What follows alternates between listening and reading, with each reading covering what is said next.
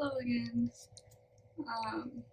So it is currently 4:43 in the morning.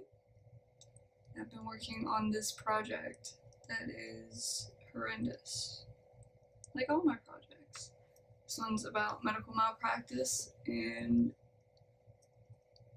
she gave us a research paper assignment, and it's not detailed whatsoever. And in my head, I'm like, I need as much detail as possible. What do you want from me? Like, I ask a million questions if I don't understand something. So, I don't understand and I'm struggling.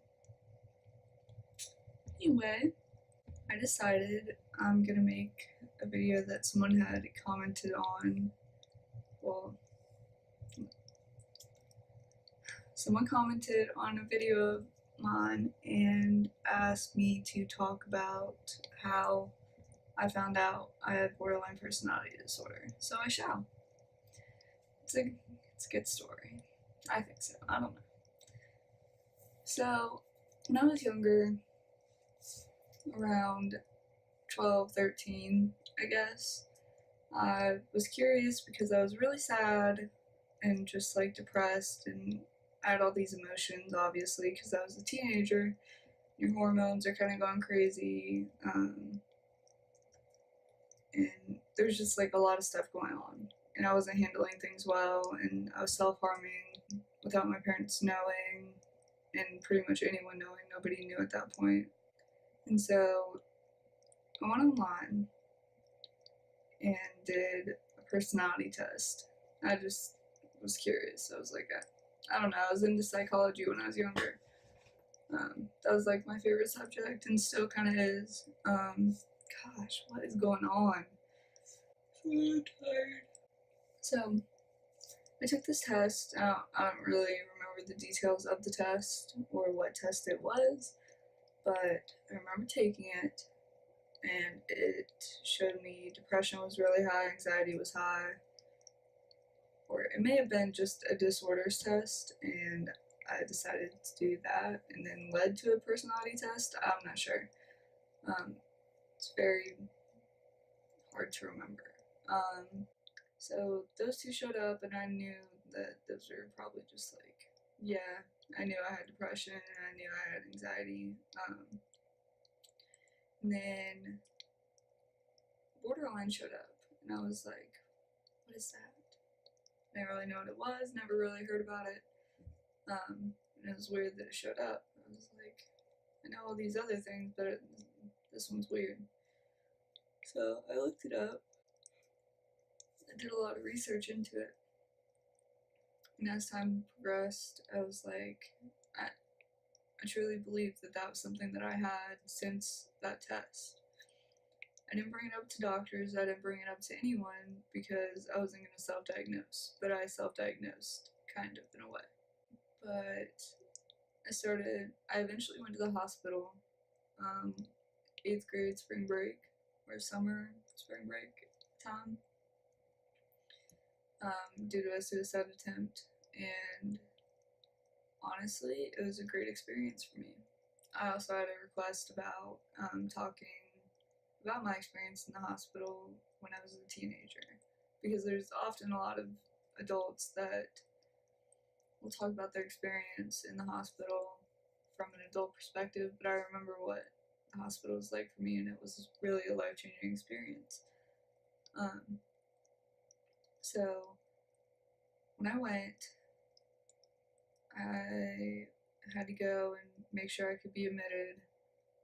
They saw cuts, they saw all that stuff, and I wasn't completely honest with the doctors because I didn't want my parents knowing how many times I attempted suicide. I think that was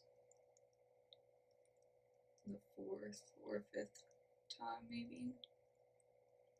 But I had said it was my first time. And I remember that day like it was yesterday because I had a mental breakdown at my house. My dad had already seen cuts before, like they eventually found out that I had been cutting from the time that I was initially figured that I had borderline till 8th grade. They had found out that I had self-harm. And they were really concerned about it, but I never did it to kill myself, because there are different reasons people self-harm, and mine was not to kill myself. It was to feel something and kind of see that I was living and I wasn't dead, because it sure felt like I was dead.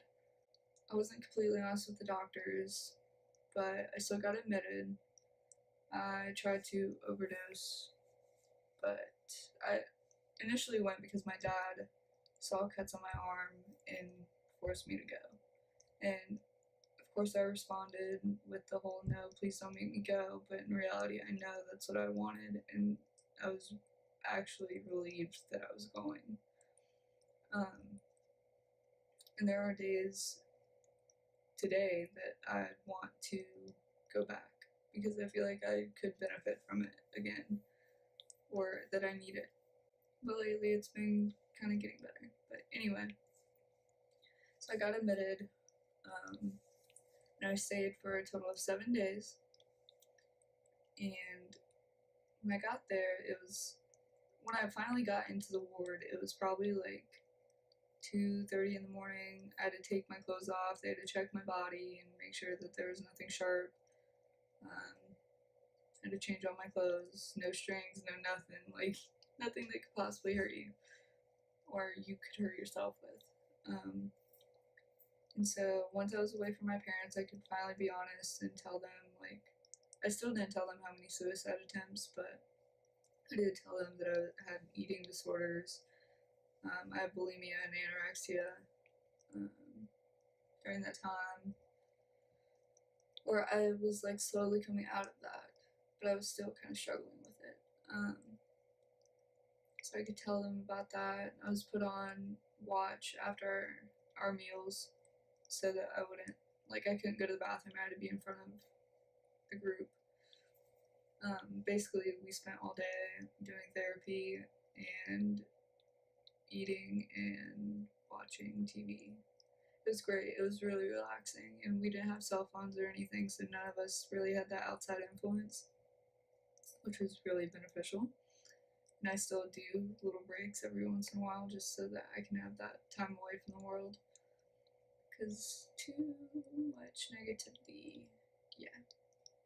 While I was there, I met people that kind of showed me that I'm not alone. I actually knew 2 people when I walked out the next morning. They went to my school, and I was like, oh, okay, this is interesting. Like, there's obviously something going on with this area, I would assume. Like, if I know 2 people walking into this mental hospital in the ward, then there's obviously some crappy people here, or I just know people like me, or I get along with people like me. Or other reasons, I don't know. It's just my brain. So, I was there for 7 days. I tried medications and stuff. I'm off all of those medications that I took at that time, which were, I think they gave me Prozac and Trazodone for sleep. And I tell you what, Prozac is like taking ibuprofen, for me at least. So I like to compare it. But I met people with schizophrenia, and to me that disorder is scary. Like, I couldn't imagine being in that situation, and I was like, wow, I'm not alone, but I'm also not going through that. Because I don't want to say that it's worse or easier or whatever, because it's all of us. Each problem is difficult in its own way to each individual, and it's all about perception. So I met people like that. I met a kid that had died at 13 years old, but they brought him back. And he was scared. I remember his face. Like, we were doing therapy, and the lady said, you died and they brought you back to life, you need to participate. And I kind of, like, my heart sunk. I was like, why would you ever say that in front of a group of people that he doesn't even know, and he literally is now alive again. So that was kind of crazy, but overall, I was treated very well in the hospital. And usually you are, you just have to like listen to what they're telling you to do. If they tell you to do stuff, like it really depends on where you're at, honestly, and who is taking care of you. So I can't say that every hospital experience is going to be perfect for everyone, but I can say that I had a great experience. Got to eat Frosted Flakes and strawberry ice cream like 3 times a day. It was great. And I met some really good people there and made some good friends, even though I wasn't supposed to, but I did anyway. Sorry. So with my visit to the hospital, I was diagnosed with insomnia, depression, major depression. That's what I mean. Correction, major depressive disorder.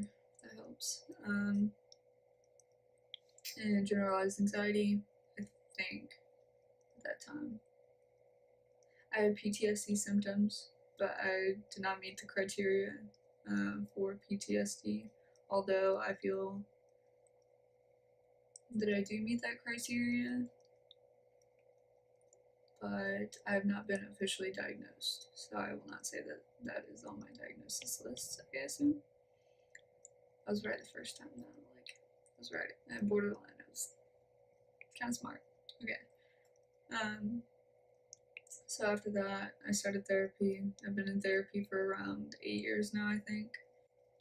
I find therapy to be, you have to find the right kind of therapy. Borderline personality disorder specifically has the best success with dialectical behavior therapy, DBT, instead of CBT, which is cognitive behavioral therapy.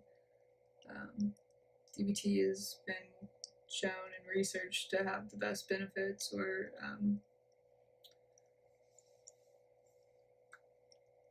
what is the word? Not the best benefits, but be the most successful form of therapy for borderline personality disorder.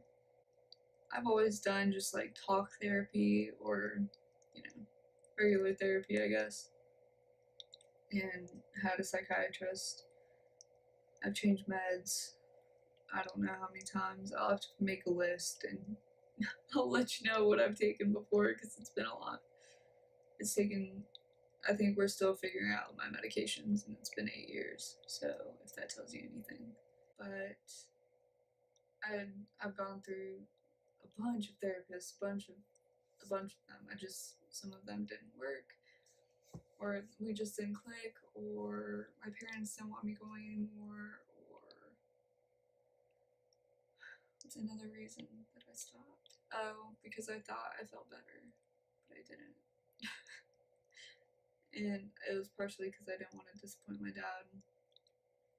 Like, they always told me that it wasn't permanent, and I just felt this.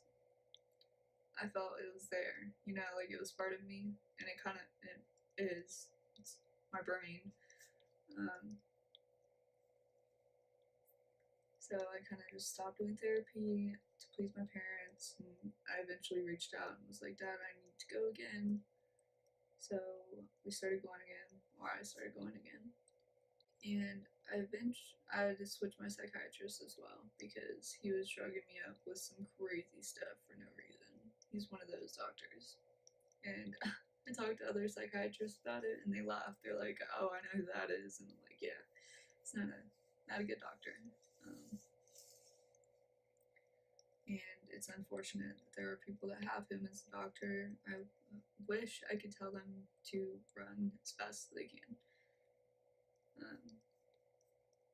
But I did find one psychiatrist, the love of my life, not really the love of my life, but someone I really was grateful to have in my life. And his name was Dr. Phelps. He's not my psychiatrist anymore, he moved. Talk about like a breakup. That's like worse than a breakup. When your psychiatrist, the best psychiatrist you ever have had, leaves you, it's the worst feeling in the world. So, this is the good part of the story. So I brought it up to him, the fact that I thought I had borderline, because I was at an age, I was, 17? Oh my gosh, I think I was 17 years old. I'm 20 now. And I brought it up to him. He knew that I wanted to be a psychiatrist or some type of doctor, and that I was quite smart when it came to psychology. And so I brought it up to him, and he was like, okay. And we just kept talking like normal. And I think like a few sessions later or something, he was like, okay, so I have a question. I was like, yeah. So here's the patient's symptoms, and started explaining the symptoms of borderline personality disorder because I knew them like the back of my hand. I swear I've done so much research on borderline because I need answers of why I am this way or why I feel this way or just like any answer that I can figure out about it, I want it. He listed off the symptoms.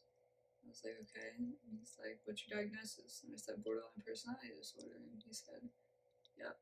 And he kind of looked at me like it was the whole you just diagnose yourself kind of thing. And I was really excited because, one, I got to diagnose myself officially. And two, it was a huge sense of relief to finally have the answer that I'd known the whole time. And I didn't feel as crazy. Like, I knew that my emotions were real and that it wasn't just depression. It wasn't something that's going to go away. It's going to be there. A lot of my actions at that time were very impulsive. I was drinking and driving. Unfortunately, I have quit that. I do not do that. I hardly drink anymore, actually. And if I do, it's like some beer and not really any liquor, because nope, there's a no-no on the liquor now.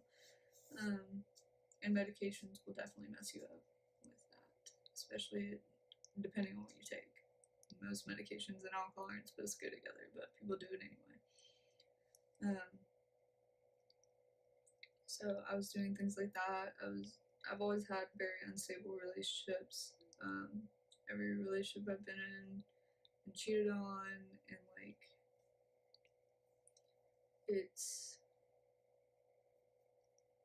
that's a part of the criteria is pattern of impulsivity, unstable relationships, chronic feelings of emptiness, mood swings very frequent, and I met all 9 criteria for it. People with borderline have comorbid disorders, so I have depression, insomnia, generalized anxiety, panic disorder, and those are my official diagnoses. Still in the works if there is anything else. Let's hope not. But I have a feeling there could possibly be another underlying thing that we're not quite 100% sure on yet. But I will not self-diagnose for any reason. I believe that if you think that you or someone you know has a disorder of any kind, you should definitely go seek a professional's opinion and do not do it yourself or try to treat it yourself. That's something I have to drill into some people's brain because a lot of people, I can explain to them what borderline is and they'll be like, oh, I think I have that. I don't think there's anything more infuriating than hearing someone kind of just like, oh yeah, I have that, when it's something that's killing you inside. So please, if you do have any suspicions, go to a doctor. It's worth the money and it's worth getting the right treatment instead of messing yourself up somehow. But that's my story of how I figured out I had borderline. And now I live with it, as I have the whole time. I can probably do a video on like facts about borderline personality, so it'll be probably shorter than 20 minutes because so far this is 20 minutes. I'll do a video on facts and stuff about it. I got 2 videos in one, go me, but I think that's it for this video. Considering it is now 5 o'clock in the morning, yay! And this paper's due tomorrow, and I don't know what I'm doing, yay! But yeah, so hopefully that helps people who requested, and I hope that it helps anybody that it possibly could, because everyone deserves a little love and a little help and whatnot. If you have other video requests, just let me know, and I'll do my best to get it done. Sorry I still don't edit my videos very much. I just don't feel that it's very authentic that way. I am working on getting better equipment. Currently, I'm using my cousin's fancy microphone, so I might sound nicer, but other than that, I'm on my computer using the webcam, so we shall wait until I get a job, because I cannot work and do school at the same time, because school's already killing me. But yeah, okay. Well, thanks for listening. Bye!